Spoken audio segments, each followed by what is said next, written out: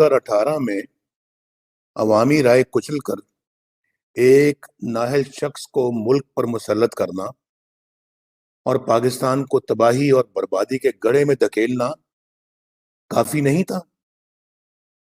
Saint election میں حکومتی امیدوار کی شکست کے فوراً بعد جس طرح آپ نے اعتماد کا ووٹ لینے میں اپنے سلیکٹڈ کی دوبارہ مدد کی، کیا وہ کسی سے ڈھکا چھپا ہے؟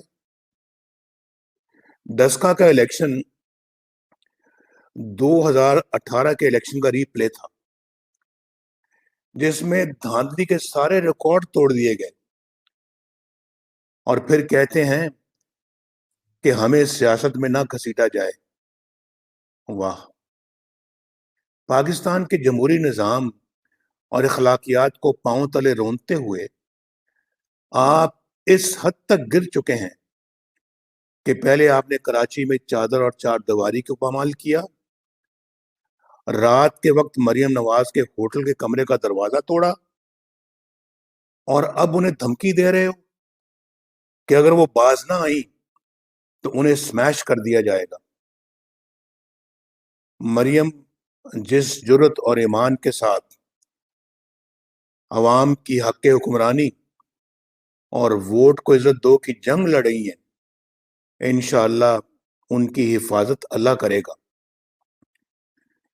میں خدائی لہجے میں دھمکیاں دینے والوں کو تنبیہ کرنا چاہتا ہوں کہ اگر کسی نے کوئی مذموم حرکت کی تو اس کے ذمہ دار عمران خان کے علاوہ جنرل قمر جاوید باجوہ، جنرل فیض حمید اور جنرل عرفان ملک ہوں گے۔